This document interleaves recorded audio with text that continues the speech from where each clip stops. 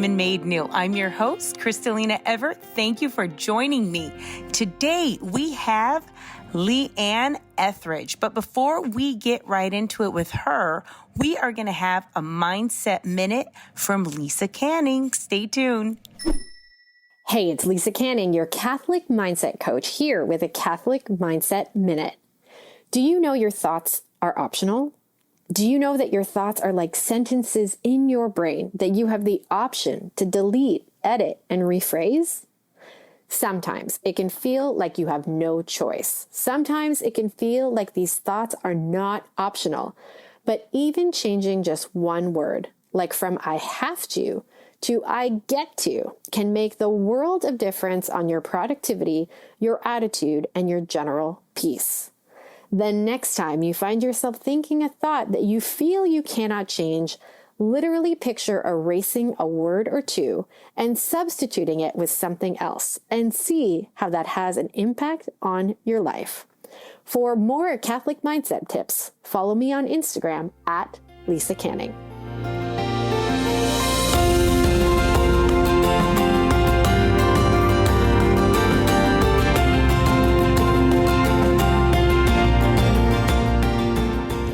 Welcome to Women Made New. I'm your host, Crystalina Evert. Thank you for joining me today. I have a special guest here. I wanted to have another conversation, woman to woman, mom to mom, and just another Catholic devout woman living her faith and trying to bring her family to God. And it's not that easy these days. We're all struggling in our own way. And her name is Leanne Etheridge. Thank you for being here at Women Made New. Thank you, Crystalina. I'm happy to be here. How many kids do you have? 10. And once your first leaves the house, it is so fast, every child after that. They do come back, though. My oldest is living with us right now with his family. He moved from North Carolina. So they do come back. I have another one graduated from college that's paying off her loan. And so that I love, that I'll hopefully never be an empty nester. But once they start leaving the home, it goes pretty quickly. What was it like when the first one left the home for you? Was it really emotional? Was it overwhelmed? Was there a lot of adjusting that happened when that? No, not at all. I had just had my baby, 4-month-old. Oh, wow. And so the oldest, I was excited for him to experience a little bit of independence, being on his own. And I did not really take time to mourn. I was more just proud of him and excited for him. But then the next one came along very quickly, and then the next one, and then the baby was getting older, and I just was starting to see this shift. And then I realized that life goes by really fast.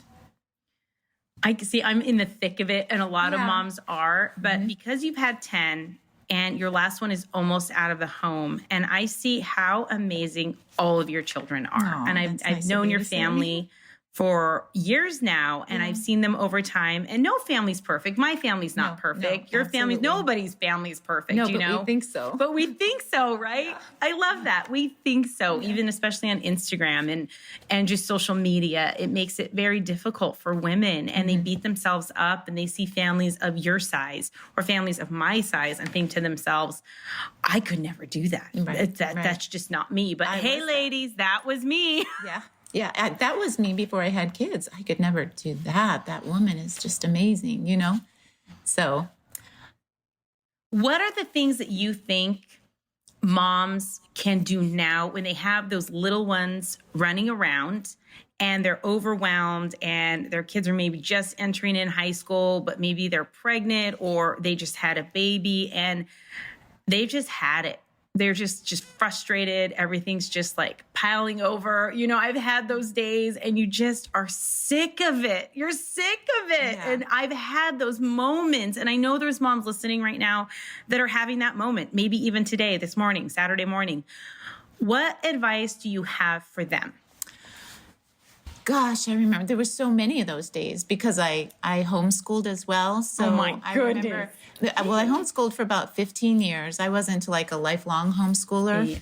Yeah. We did eventually go to school when the kids were older. But I think those days when I was overwhelmed, pregnant, tired, older kids needed to be, run around to clubs or whatever they were doing, I leaned on my husband, and I was the type that wanted to do everything myself. And I think I would crash and burn all the time. So when that would happen, I would crawl to adoration, cry, get my answers, and go back and ask for help. And my husband would redirect. And I don't know why it takes so long to get to that cracking point, but so that's how God worked with me. And so now I'm just more trained, I think, to go to adoration sooner.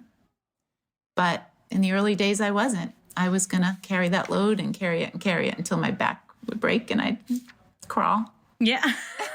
A lot of us are crawling, ladies. Yes. A lot of us have crawled. We've been there. We know the crawling moments in our life. And those moments are really hard. And I've gone through those humbling moments. And I go to Jesus. And I did learn that. And I think that's the key. I really think that's the key. For me, it was. Everything. Yes. And I don't know why it was so hard for me to catch on. I don't know why. I would feel such a relief and just to be able to cry and just to know that it wasn't all up to me.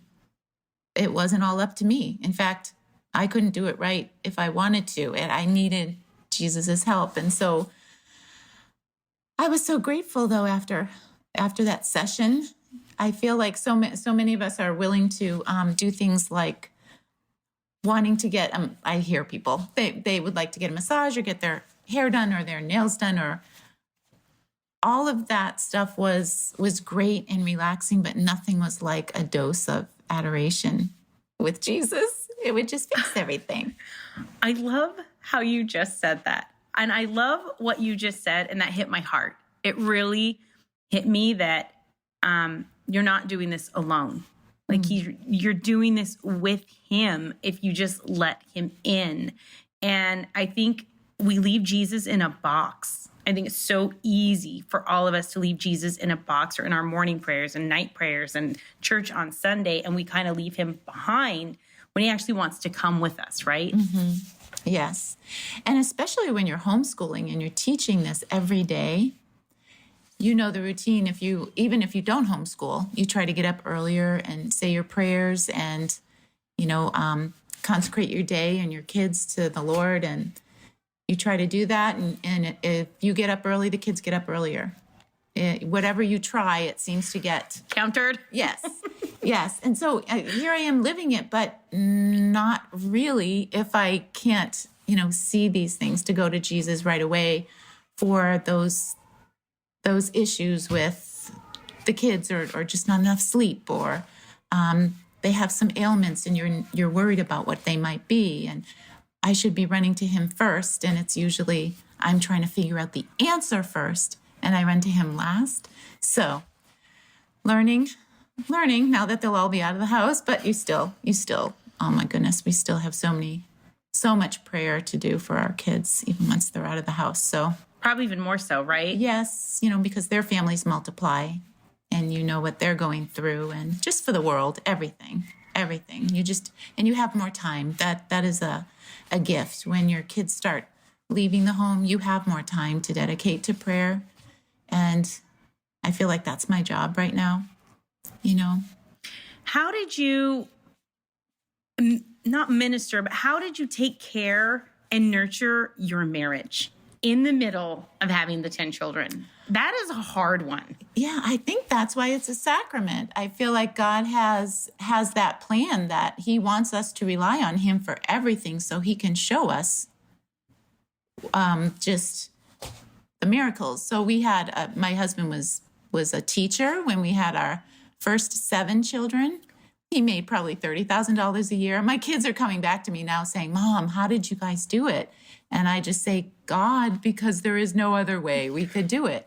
So, through the marriage, through finances, and through time spent together, time spent away, jobs, the needs of the kids, catechizing,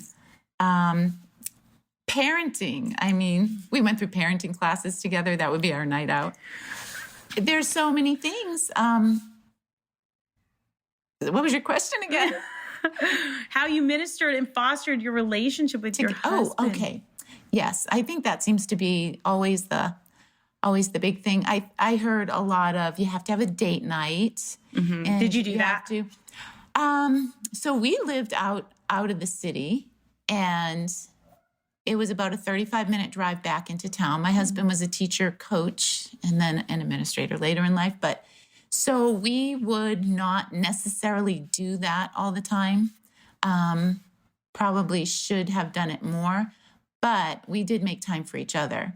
So even if we were going to a prayer group, that would be a night out. You know what I'm saying? So we would kind of wrap any time that we had alone. It wasn't necessarily going out on a date. Even now, we have a hard time using up gift cards to go to dinner by ourselves. We like to be around people, but those times when we're together, we love, Yes. So we're kind of attached at the hip now. Again, I am talking with Mrs. Etheridge here, who has 10 children, and we are having a conversation just woman to woman, mom to mom. And I'm just picking her brain about what it's like to have raised 10 children. She has one in the home right now. And I know there's a lot of moms struggling right now. I know I'm struggling in my own ways in my home. And I'm sure she just has a wealth of knowledge. And I see her wealth of knowledge, and especially just the way she's raised her children. And I've seen it over the years. And I was very impressed by it. And I just knew that she had some excellent advice that she could convey to me and to you. And those of you at home that maybe are having a hard time or think, well, I can't have that big family. That's not me. But I don't think anyone goes into it completely confident and like, I'm doing this. And maybe there are some women, but once you get to your third or fourth and your fifth, you're just like brought to your knees almost sometimes, because it's a lot. And there's a lot of things that happen that you're not used to, and a lot of things that you don't expect. And just like our first was really sick. Mm-hmm. And the first year of life, it was just a matter of keeping him alive with all of his allergies and all the medicines, just everything going on with him. And as a first-time mom, I never expected that. So it really took me back, and it was hard. I was scared to death to have another baby, thinking, what if he's sick too? What if he has problems? I mean, I can barely manage this. And then, well, John Paul was in the hospital for 3 weeks. I ended up finding out I was pregnant. I mean, it was like, I was like, Lord Jesus, you are kidding me right now. It was a lot. That is really a lot. But at the same time, God knows how heavy our cross can be. Mm-hmm. And he also helps us carry it. But what are some tips that you can give some women at home right now to maybe lighten that load just a little bit? Adoration's everything, ladies. That's your life raft right there in everything. But what other practical tips do you have for them? Because I'm thinking some people are at home saying adoration would be wonderful, but how do I get there? I have all these babies. I don't know if you could find somebody that has a child that they, a lot of homeschoolers are great babysitters during the day, or swapping with moms to have an hour a week that you could get to adoration. You could use that hour to go grocery shopping or do many other things, but there's something about touching bases in adoration by yourself to just help sort out some of those things that you are really struggling with. That would be my advice. I don't know that anybody is ready to handle a big family. I certainly wasn't ready to handle a big family. And I did have some sick kiddos in the middle there, some babies that were in ICU after. Yeah. And nobody ever expects to have that. But then you look back now and you're just grateful that you had the support that you did, or, friends that you could talk to. I mean, I think friendship is very important too. Those women that you can reach out to that are in the same stage in life.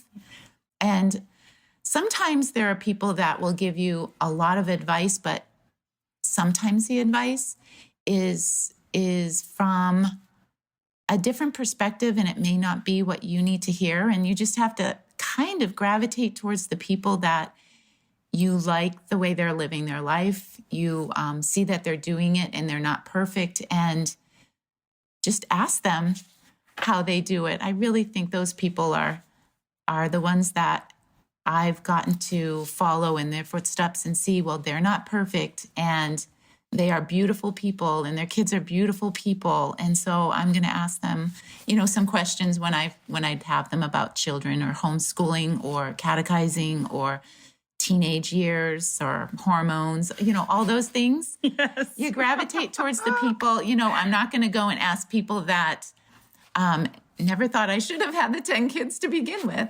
and it's hard to be just, I don't know. It's hard to be a perfect person. We're not. There was a time where I did try to be something I wasn't. Mm-hmm. There was a time where I was trying to be that I've got it all together, good Catholic mom, like going into it with this like false persona of that's what I had to be. And that's what I thought the expectation was. And I know there's a lot of women out there that have that in their mind and they're just having a hard time getting there because it's unreachable and it's not reality. But I was trying to be something I wasn't. I was really lying to myself. And then that would come out in my motherhood, in how I ran my home, and because the frustration was there and just, I didn't know what I was doing. It was a hot mess, It was a hot mess, but that's okay. But it was when I actually admitted that and asked for the help, like you said. I went to Jesus. I got some humility in me like I needed. But at the same time, ladies, don't be something that you're not, or try to strive for something that deep down is not you, or try to be like someone when that isn't who you are. God created us all as individuals, and some have strengths, some have weaknesses, and you embrace those strengths, but you also have to learn to embrace those weaknesses and be honest with yourself in those weaknesses, because your kids will see that as well. Your kids will see that you go to Jesus. Your kids will see like, okay, I don't know how to do this well, but I'm going to learn. And they'll see you trying and striving, because it's when you're trying to be fake and you keep epically failing in your own home like I did, it just makes a mess for everybody. So it's better just to be humble and realize the situation, the problem, and there's solutions out there, right? Yeah, yes, absolutely. One of my favorite people, I used to go to her house, and her house would be a mess, and her kids would be dressed in mismatched clothes, and they'd get on the horse. My kids would join, and she would just sit down and have a cup of coffee with me. She, really well-educated, beautiful person, and I loved just sitting around talking to her because she was so real. She was the real deal. And I am kind of, house has to be in order and everything has to look great. And nobody was coming. I was raised with parents that were very, very orderly. And so I followed suit, and that's something I needed to kind of break out of. Not that I needed to be messy, but I loved, and I love actually looking at people, and those are the people I go to that are not perfect, because it gives me a sense of peace.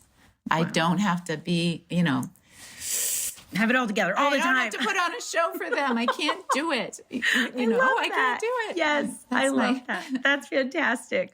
What things do you regret not doing that you look back, if you don't mind me asking, because your child is ready to leave in 2 years, and I'm sure some of the other ones you look at them and say, I wish I would have done A, B, and C. Yeah. I don't spend a lot of time regretting the past, because I honestly think that because of the difficulties that you go through having 10 kids, you have to pray. You're kind of on your knees and always praying that God will show you the way and help you do whatever you need to do to raise godly children and get them to heaven. And I have to say that I don't have regrets, and I'll tell the kids this, we did the best we could, and we asked God to lead us. And so if this is where he's led us, I have to say that we're just following his will. So if we messed up, guys, we did the best we could. We really, honestly, were following God's will. There was not, I don't think, a comfort time where we felt like we forgot about God and tucked him away somewhere and didn't pray so hard, because there was always something to pray for. That's the truth. That is the truth, right? Yes. So I feel like that is the purpose of this life, is, keeping us in a place that we need God. We have to rely on God. How did you and your husband stay so faithful all of these years and keep your faith so strong, even in the midst of storms? Because all families, all marriages have their own storms in their own way. Yeah. How did you keep your faith so strong? Well, I think it was the storms that created our faith and what made us so strong. So both of us came from Catholic families, but not well catechized.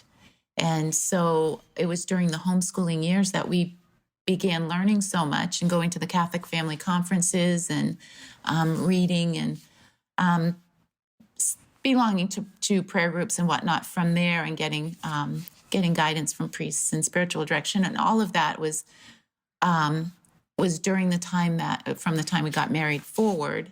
And so I feel like baby after baby, and, positive pregnancy test. And, we've all been there the sick children and, all of it. That's what, new job. It's just one thing led to another. I feel like the last 30 years has been a blink of an eye. And I feel like God has just kept us praying for there's so much going on in a big family, always. And I think that's such a testimony to women right now that are just like, they busy themselves so much, they don't have that time to pray. They don't make the time, I'll get to it later. And I've always told women on this show, later is your worst enemy. Later is going to hurt you down the road. It's going to bite you, because in the moment you're kind of like pushing things off and you think it's going to be easier, but actually the pile of either the time that you lacked in your prayer or the time that you could have spent doing something where you come upon it, like me getting gas. And I'm like, oh, later, I'm too tired.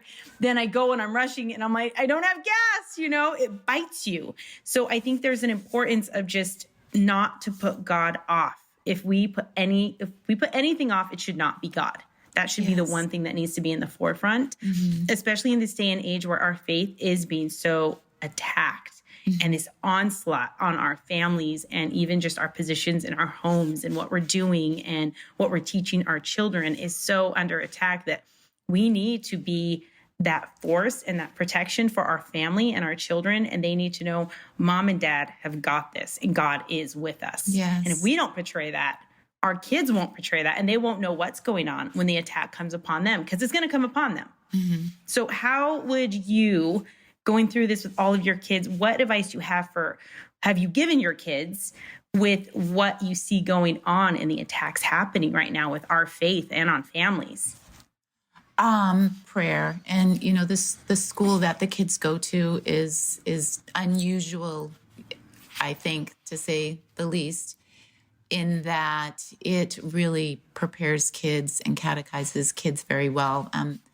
But we as a family pray and mass and, really it's a spiritual battle. So you just need to spiritually be prepared. So we've always, even when they were little, I know that in the beginning you were asking about prayer and these moms have no time to pray. And I've heard these beautiful suggestions from priests. If you kiss your scapular when you wake up in the morning, we keep a little thing of holy water by the sink. When you do your face, let that be the last thing. You bless yourself. You just, you pray with your kids.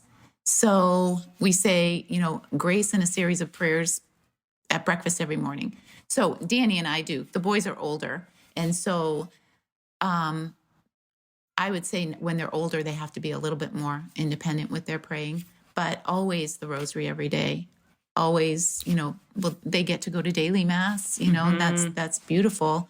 But as a young mom, I think I was always praying in the car with them and always praying in the home with them. So if you can get a rosary in as a family. And I know some people say, oh, that's like ridiculous. I can't get my kids to sit for, it's just, if you can get a decade, but we really kind of did the whole rosary. Yeah. And half the kids were asleep at the end. But if you keep doing it, they get used to it. Become, if you can watch a 30-minute show together, if you can do other things for 30 minutes, you can do a 17-minute rosary. You just can.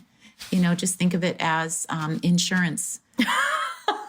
I love it. That's true. Yes. It's insurance. Yes. I mean, we put money away from that for them, right? So let's just put those prayers away because, that's the best.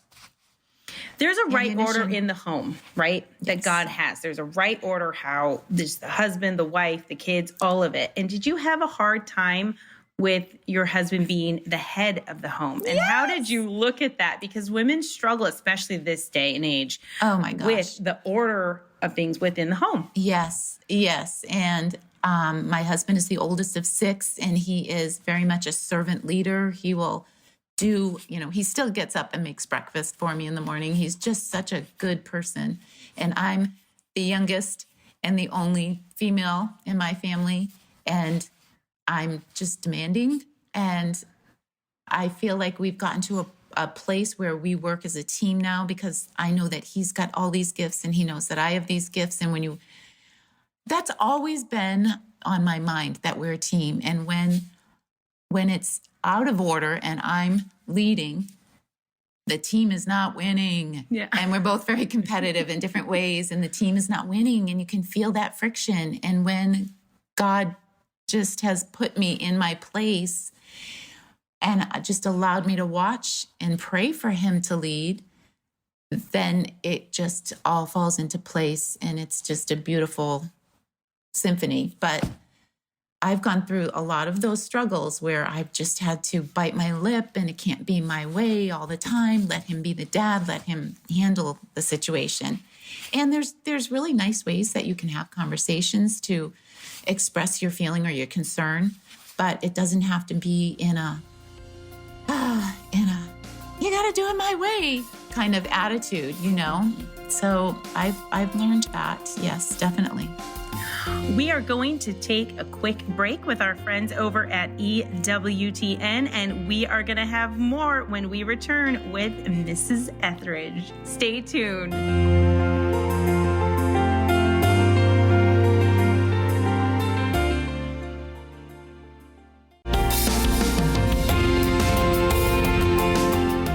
Welcome back to Women Made New. I'm your host, Crystalina Evert, and we are here with Mrs. Etheridge. And I am just asking her question, woman to woman, mom to mom, and she has had 10 children of her own, and there is one left that will be leaving in about 2 years now.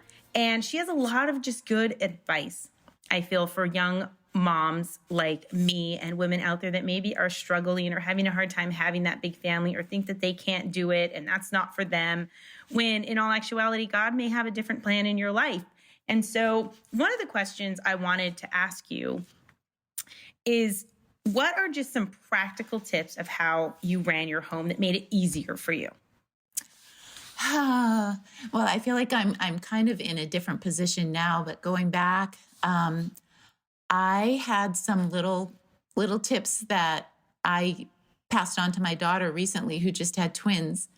And I said, Hannah, remember the green box in the back of the van? And oh my gosh, she was just laughing about it because it was part of our life. So whenever we would go someplace the night before, we would have a big box, and I would put lunches or extra sets of clothes for the kids. And it literally stayed in our van. It came out, and I would empty it and put things in it, because I found that when she was going places, she'd be so upset that she would forget things. And I said, you've got to go to the green box and put your things inside. So I'm kind of a little bit on the orderly side when it comes to doing things. So I found that little things like that helped so much, because I was on my own. I didn't have my mom or my mother-in-law or other, so I had to remember things when we would get in the van. And as far as in the house, I would, as far as clothing can really pile up. Oh my goodness. Toys can really pile up. Books can really pile up.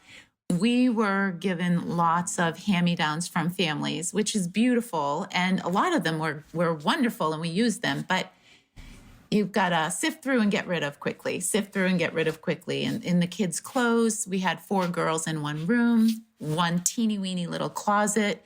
So really just what they need. And I wasn't into stuffed animals. They might have been, but I didn't give them a lot of them. We didn't have a lot of like posters on the wall, that kind of thing. We were kind of bare bones. Basic, I guess you would say. The kids, we lived in the country where there were no other people around us. So going outside, the older kids would watch the younger kids.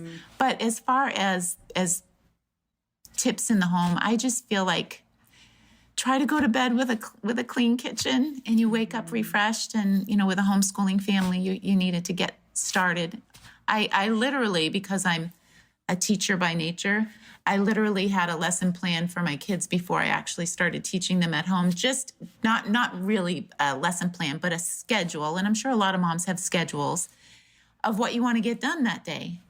And you felt so much more accomplished at the end of the day, that even though there were a lot of plans that fell apart, you can still see what you got done. Mm-hmm. So you're right. I feel more organized when I have a plan like for that weekend as to where we wake up, when we wake up, and we just kind of hang out. We're outside playing and this and that. But it's so much better when I have a plan and there's less chaos. Yes. The chaos, there's cracks, and the chaos gets in when you don't have a plan. Yes. So ladies, I would atone to that, to make sure you have a plan. Yes. It is major, and it's going to help you with dinner. Have a plan.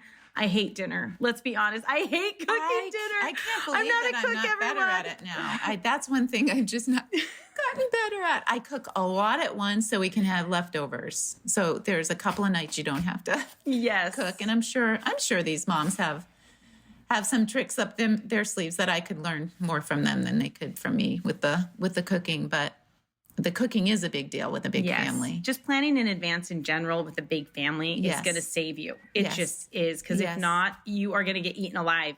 You will. And then you feel like a failure at the end of the day and just like get buried under the chaos that was caused because you weren't more prepared. And I know that's hard to hear sometimes, but it's the truth. Yeah. Yeah.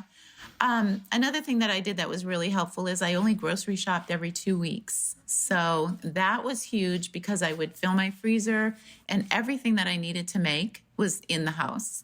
So I didn't have to run to the store for last minute things.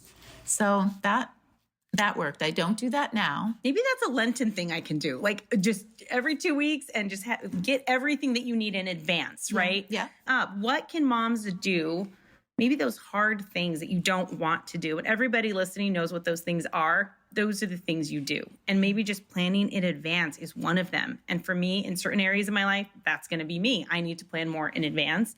And then that chaos and that later won't come and bite me, you know? Yes.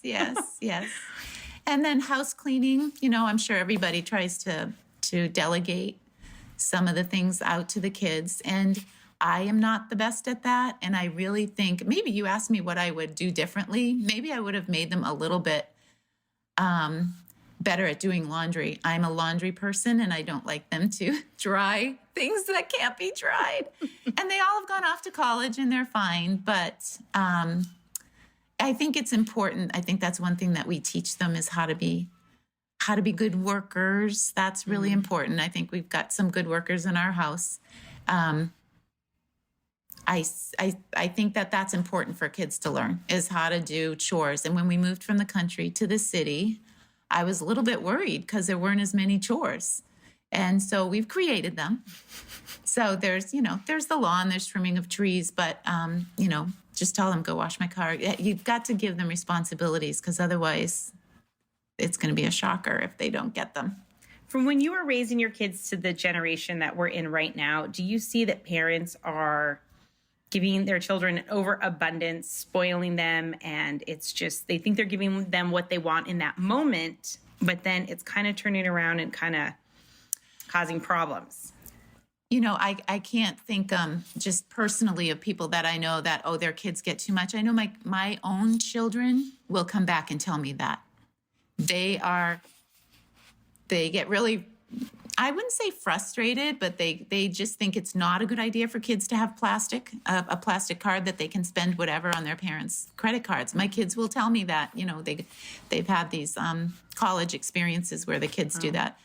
Our kids come out with loans if they go to college and they pay them off. We pay part, but they are financially invested so that they feel that responsibility. And, most of this is from necessity. It's not because, I wouldn't say it's all driven. I don't know if we had a lot more, but I'm grateful that they see it that way. Mm-hmm. That, so like I said, I think they come back and tell us more than I see other people. I see what society in general. I think it's hard to find good workers and kids that are responsible. And I've been told that from, people that have to hire, but personally, I don't know that I can say that these kids that I know, Yes. but hearing it from my own children. Yes. Now, being a grandmother now, right? Yes. Is it hard for you not to overstep boundaries because you want to help and you see things that need to be just done or done a different way? Or I don't know. I know some women who have become grandmas have a hard time with that, Yes, and they kind of make their kids miserable to a certain extent, or they just don't realize what's happening. And what advice do you have for maybe new moms that are dealing with that with their in-laws, or just women who are wanting to just step into a place maybe where they just need to step back a little bit? I don't think I struggle with that. I think I'm really good at letting my kids do things the way they see as best, but they do ask my advice.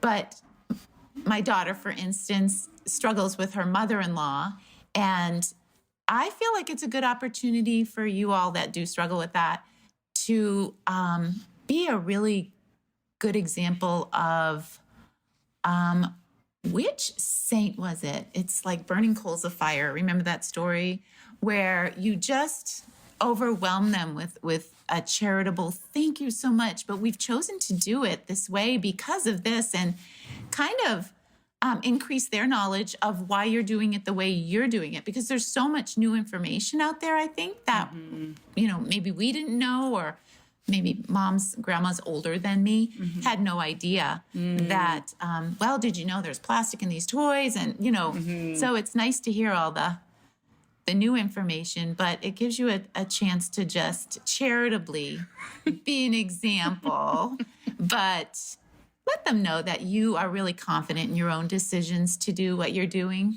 Yeah, that's good. I really like that. And the last question here, ready? Okay. Now that your kids are out, and I know those days not are out. Well, not out. I'm sorry. Oh, you're right. I'm sorry. And I actually have Joseph, who is a senior, and Luke, who is a junior. Yes. Well, they're almost there, right? Yes. But I'm sure you think back, and there are moms right now, and I know those times where like you have 4 in diapers, or you're just overwhelmed, and it's just like, oh my gosh, this is so much. But you look back, and what are the things you miss most? Right? I miss my kids holding their siblings, and just, I just have these great visions of them running outside and playing together and getting on a horse or feeding the animals or the 4-H, all the, just all the interaction. I remember doing dishes and watching them outside going, this is just the life. And I think as a Catholic mom, you find out the beauty of being open to life. And you're like, really? I could really have a lot of kids? Like, it's almost like God's permission for you to have more kids. Because normally, I think we would go into a marriage saying, okay, responsibly, we should only have 2 because we're teachers, right? But God has given you that open doorway that, no, you be open to life. And then you're doing his will. And there's such a beautiful grace that comes every now and then when you see all of the family together. And you just know what it means to, be a Catholic, to be part of this body of Christ. You just feel the Holy Spirit. It doesn't stay with you. Like Mother Teresa, you're going to be dry most of the time, but you get these affirmations of you're doing the right thing. That's right. You hear that, mamas out there? You have a hard time. You are doing the right thing. I have tears in my eyes. Thank you so much welcome. for being here. So you really touched my heart. I know you've helped a lot of other young moms, and you mamas out there, you keep going, you keep fighting, and just know God is with you. Yes. And it's going to go by faster than you think. It is. So thank you. God bless you. God bless and you. Maybe we'll talk to you soon. Thank you, Crystalina.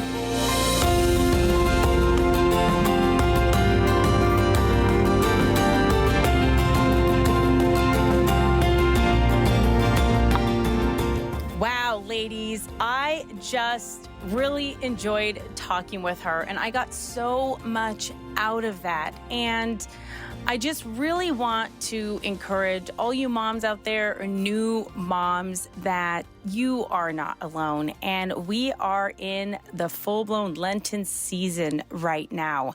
And it's a time where we have to just do a lot of self-reflection, right? And just take that spiritual inventory. And I know in the past, I haven't taken Lent as serious, or I had multiple children in diapers and I was going crazy in the house, just trying to stay on top of just the day in, day out necessities of all these little ones and to keep our house running and being pregnant on top of it.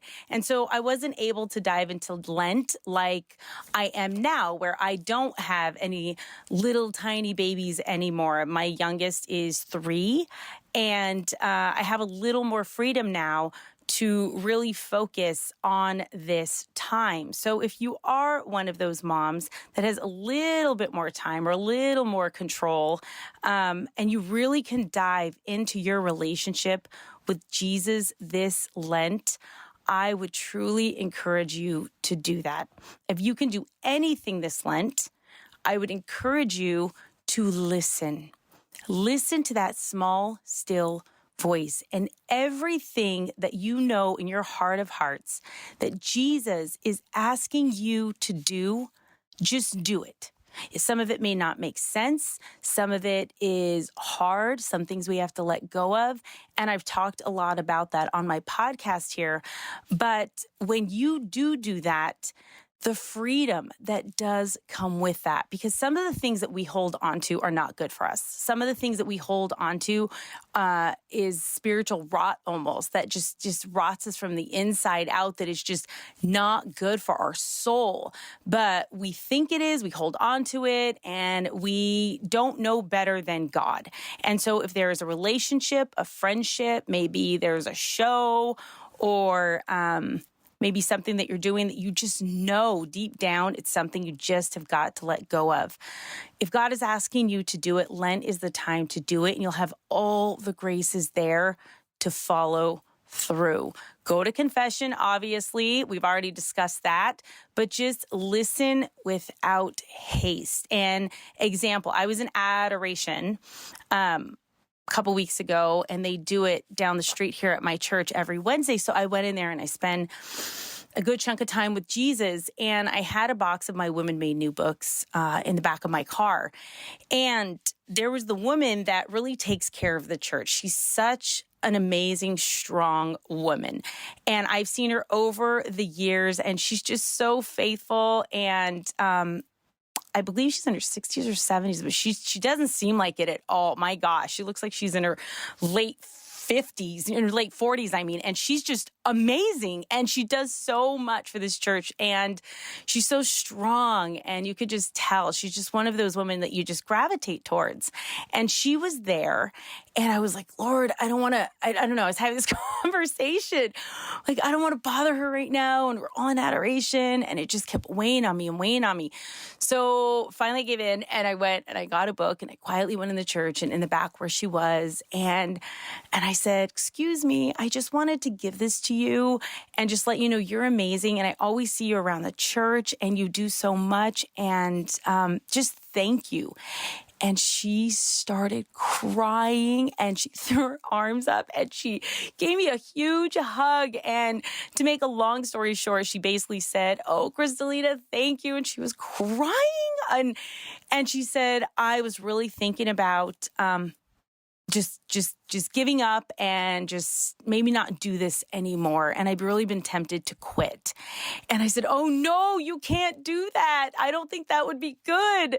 You know, she does so much. And she goes, no, deep down, Crystalina, I know that. I know this is where God wants me, but it's been such a temptation lately. And I've been asking God, please, for a sign, just to show me in some way, shape, or form that I'm supposed to stay here. And then here I was, you know, and that was just her prayer. And God really answered that. And maybe it's a small thing, but it was a huge thing for her. And it was something as simple as just being obedient, going in my car, getting my book, and just giving it to her, that it changed the course of maybe a decision that she wasn't supposed to make. So you never know when God asks you to do something, the ripple effect, because there always will be one. There always is an effect from our actions. So be strong, always listen, and don't be afraid of the suffering and the crosses in your life. I have talked to so many people, and everybody, and I've said this before, is really going through so much. And I started all of my Lenten prayers, and I stumbled upon something that I hadn't found in years. And it was in this old box in my closet. And it's beautiful because it had a picture of the Garden of Gethsemane next to it in this book that I just put all my favorite prayers in. And then it had this small reflection on suffering that I thought was really powerful and that could help all of us during Lent. And it says, "Let us remember clearly that suffering comes from God for our benefit." 1. 2, when we are in the state of grace, we derive immense merit from every suffering borne patiently, even the little sufferings of our daily lives. 3, God will give us abundant strength to bear our sufferings if we would only ask him. And I think there's a lot of times, ladies, that we really forget just to ask. Ask Jesus for what it is you need, what your heart longs for. And if it's in alignment with his will, it'll happen. If it's God's will, it will happen. If it's not, he's protecting you from something. 4, if we bear our sufferings patiently, they lose their sting and their bitterness. 5, above all, every suffering is a share in the passion of our Lord, which is huge, especially during this time of Lent right now. 6, by our sufferings, we can free ourselves in a great part by entirely or from the pains of purgatory. 7, by bearing our sufferings patiently, we win the glorious crown of martyrdom. Now, of course, we do all in our power to avoid or lessen our suffering, but we cannot avoid all suffering. Therefore, it is clearly necessary for us to learn how to bear them. So in a word, we must understand clearly that if we remain calm, serene, and patient in the suffering, it loses its sting after a while. But in the moment we get excited in the smallest suffering, it sometimes increases it 100-fold. Now, when I read that, I was like, oh my gosh, it absolutely is true, you know? And I've had a lot of spiritual growth over the years, and I know I probably still need a lot more. But the things that I used to complain or moan or whine about, I don't anymore. But in those moments when I did that, it did make it so much more worse. And one of the things is not to complain out loud, is just like give it to Jesus instead of putting that out there and letting your kids hear the complaint or the being overwhelmed or just like, oh, I'm sick of it, you know? And I know all moms out there, you know what I'm talking about. So just be mindful of the things that we are saying maybe in those times. And I'm really trying to do this during Lent right now, is whenever I have something like that going on, just trying to give it to Jesus right away instead of thinking about it or letting it fester or build up. And then it just like, it comes out like a volcano, right? But no, in those moments of frustration, just really try to think about, okay, Lord Jesus, this is what's happening. Please come in this moment and I give it to you. Give me the patience or give me whatever grace is necessary, because we get so wrapped up in the moment or we get so wrapped up in the overwhelm of life that we need that help sometimes. And I said this a couple shows ago. I think I was talking to Lisa Cannon, and I'm going to remind you right now that even Jesus in the Garden of Gethsemane, he was sent an angel to help comfort him. So everybody needs help from time to time. And don't forget that you have your guardian angel there to help you. And I'm telling you, ladies, if you could just listen to what Jesus is asking you to do for this time of Lent, from this point until Lent is over, I think we can be absolutely transformed in our lives, but it's a matter of obedience. So ladies, you stay strong. You stay the course no matter what. Listen and know that, wow, I am praying for you. I am here for you. I literally just launched on Valentine's Day. So it's been about 2 weeks. My website, womenmadenew.com, and I completely redid the entire website, and I tried to gather the best resources I could find, podcasts out there for women, all the different powerhouse women that are out there in the Catholic Church, their different websites and resources that they have.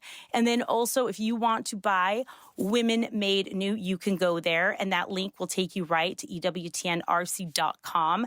And you can also download the first chapter there, and you could read about all the amazing contributors that are in Women Made New. But truly, Women Made New, this book, it's changing lives, ladies, and I don't say that in a pompous way whatsoever. So many women have contacted me, so many women and their testimonies of how it is helping them and giving them courage to do what God is asking them to do. And they're taking it in adoration. It's an excellent book to take into adoration right now. If you don't know what to do in there, take this book into adoration and read it a chapter at a time.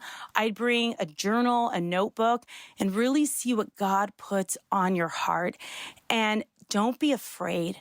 If Jesus is asking you to do something, he's going to provide, and he's going to give you every single thing you need to overcome whatever he's asking you to go through, give up, or handle right now. But we've got to go to him. So this is an excellent book to do that in adoration. But go to my website, and also if you scroll down and go to the box that says faith, you right at the very top, you can find the closest adoration chapel. You can type in your zip code, find the closest adoration chapel. You can find places where you can go to confession, the churches nearest you that you can go to mass, confession, and everything's there at your fingertips, just like the EWTN app. Everything is right there at your fingertips. And that's another resource, ladies, that you truly should have in your phone is the EWTN app. And you literally can watch live or listen live to this podcast and all the other unbelievable radio shows and podcasts and resources and television shows that they have here at EWTN right there in your phone. And during Lent, it's an excellent time to kind of force yourself to download the EWTN app and just do the Rosary with Mother Angelica while you're cooking dinner. Do the Divine Mercy Chaplet while you're folding laundry, or you're just hanging out with your kids, or in the car driving from school back and forth. Do these things that are right there for you. And all you have to do is just press a play button in that app. And it's so easy and convenient. And really, Lent is about no excuses. There's no excuses at this point to really nurture yourself, to feed your soul. And there's so many life-giving programs and resources right there at your fingertips. So download the EWTN app. Go to my new website, womenmadenew.com. And just know, ladies, I am here for you. I'm praying for you, and that we are all in this together. It doesn't matter who you are, where you've been, what you've done. All that matters right now is where you go from here. So stay strong, ladies, and I look forward to being with you next weekend. God bless.